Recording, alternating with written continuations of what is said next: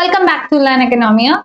Here we are going to discuss the concept called backward bending supply curve.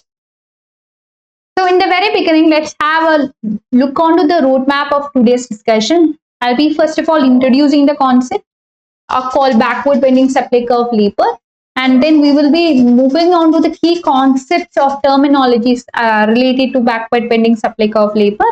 Then later on, we will be looking onto the graphical representation of the idea.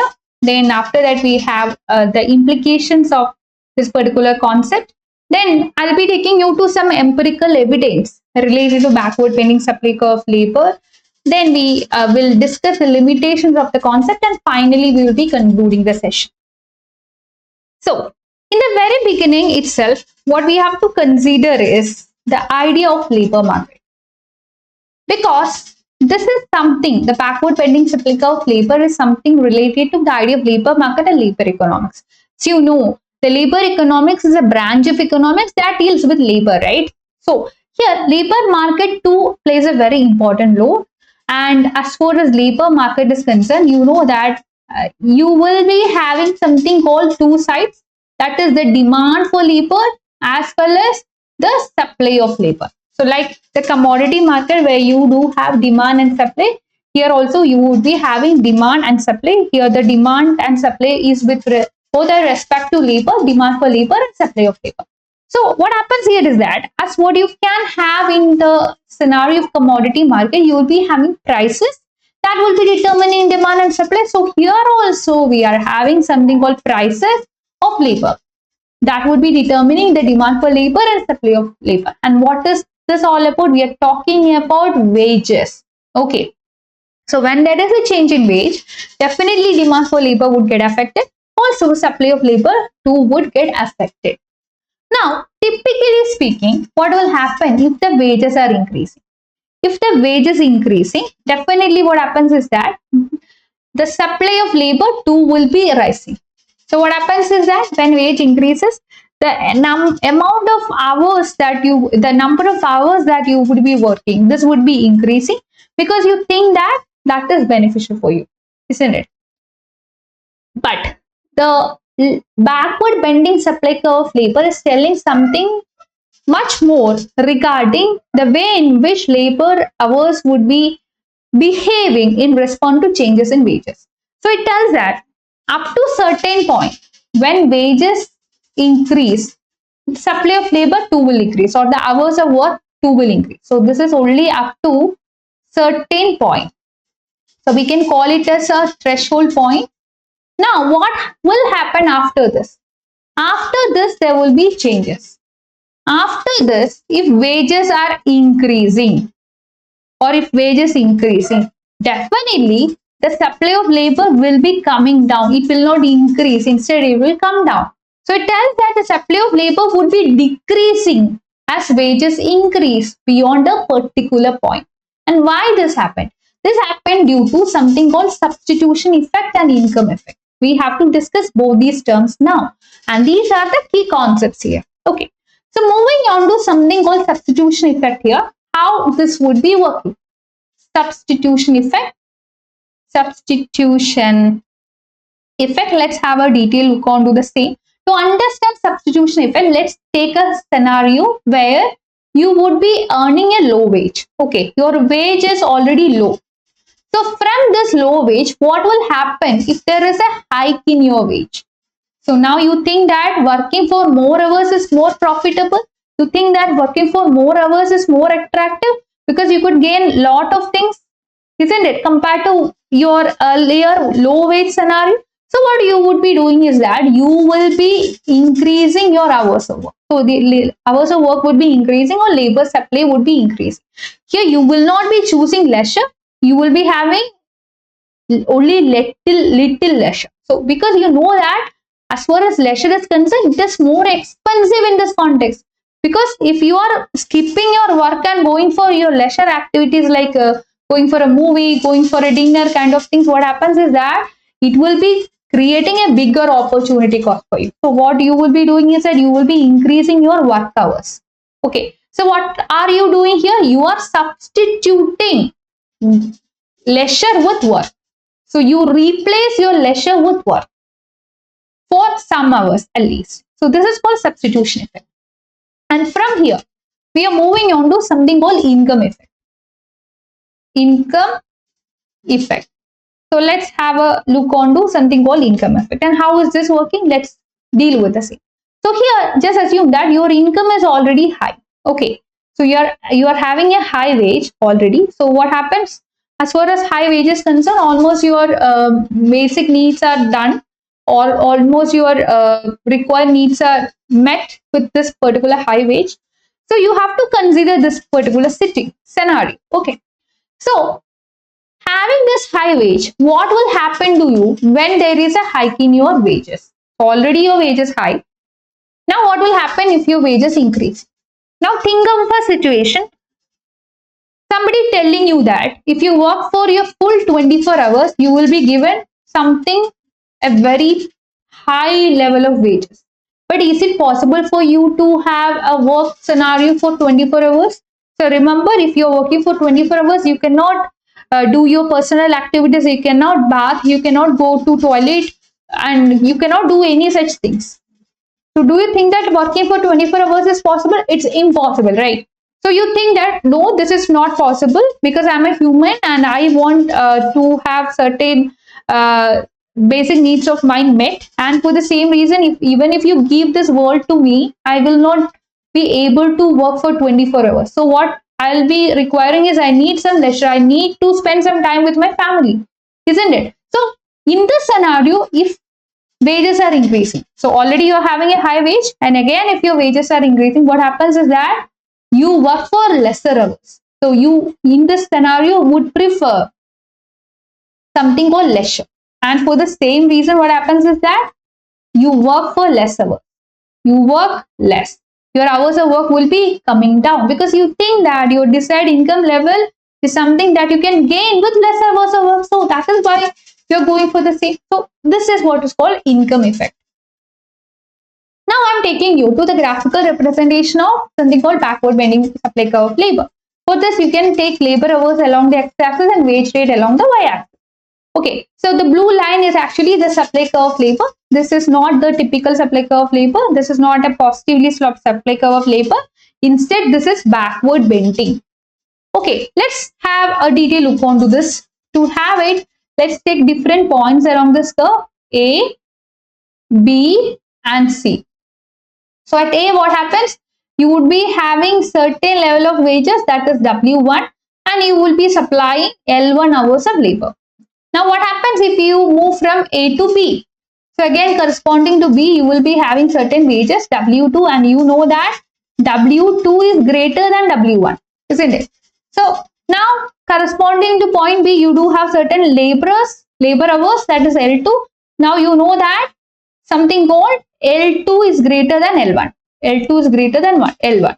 So this is a typical, this portion, movement from A to B, this is a portion of a typical supply curve of labor. It is positively sloped, isn't it?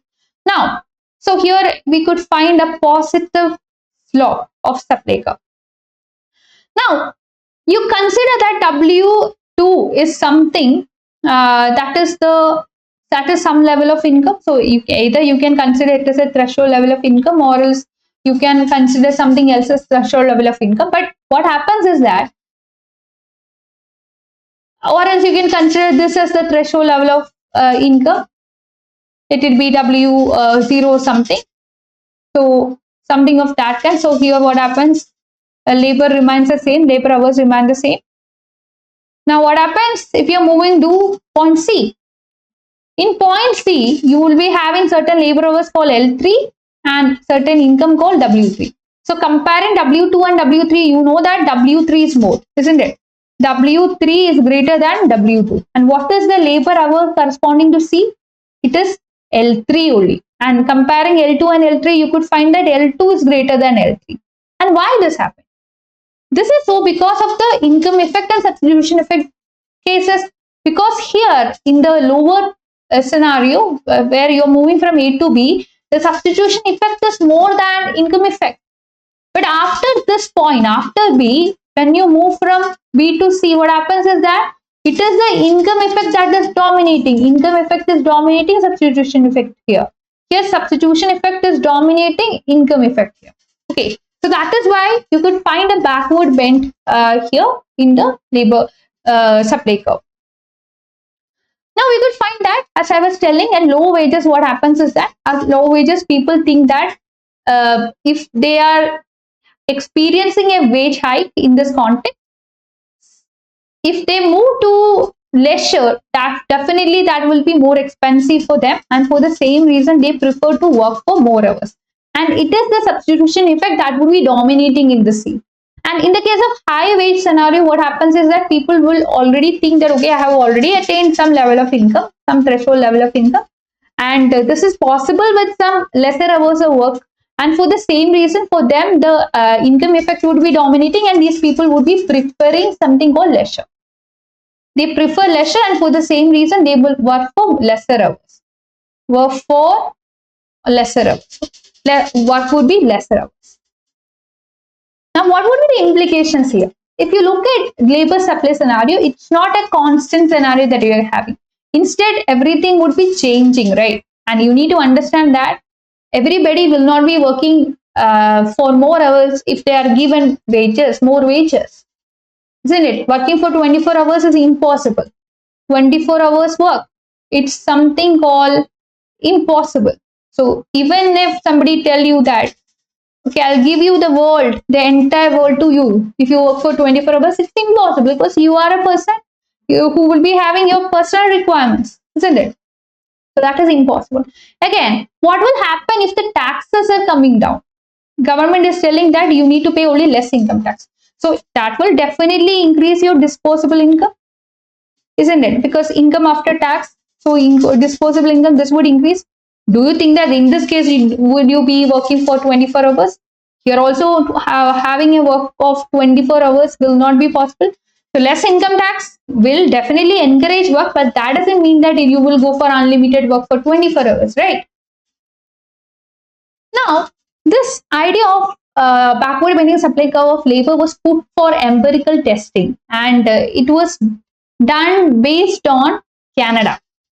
So what happened was that Canadian women were taken. Again, Canadian young women were taken for conducting studies, and the study could find that the people who are living alone, for these people, substitution effect is dominating. So this is dominating. And why this is happening? Because we have already seen that as far as people who are living alone is concerned, they do not have anybody else to support them. So these people need to work, and they will need to have their survival with their own income. Nobody will be helping them. So here what happens is that in many instances we could find that these people are having low income, and for the same reason, you know that these people will prefer to work for more hours when their wages are increasing, because they think that leisure is more expensive, isn't it? So what happens in this case? Definitely substitution effect will be having a domination. This will dominate. This will dominate. Now, though this is the condition, or this is the case, backward bending supply curve labor is having a lot of limitations. But the thing is fixed contract. We do not have any change in wages here, isn't it? No change in wages. No change in wages.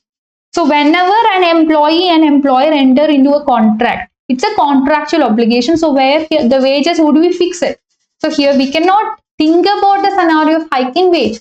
If we cannot think about hiking wage, or if there is no chance for hiking wage, how can this backward bending supply curve labor work? It will not be working, isn't it?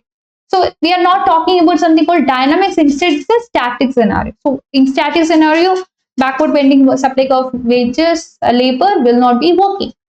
Now, what about non-monetary motivation? So you know, as far as your work is concerned, definitely several other factors will play a role that would determine how many hours you will be working. For example, your working conditions, working company's environment, your colleague support, the kind of emotional relationship that you maintain with the company owner.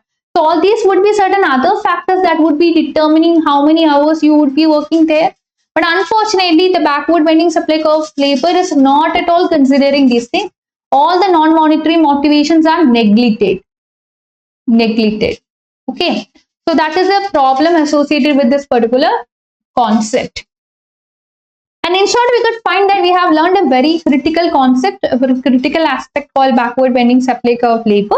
So it tells that up to certain limit when income increases, up to certain limit of certain threshold limit of your income, if you consider up to certain limit, if your wage increases, what happens is that definitely hours of work will be increasing. You will not be preferring leisure over work in that context. But when you have more income, after this threshold level of income, when your wage increases, what happens is that definitely you will be preferring for leisure. So in this case, leisure would be the preference, and here hours of work will be coming down. Hours of work comes down after a point. After a point. Okay. So that's all for today. So you can download the Learn Oikonomia app, where you will be getting previous year question papers and answers, free study materials, live as well as recorded classes, free MCQ based weekly tests. What you have to do is that you can take the link from the description box and you can use it. Again, you can join our free Telegram community. I'll be providing the link of this as well in the description box. That's all for today. You can like, share and subscribe to our channel for more videos. Thank you.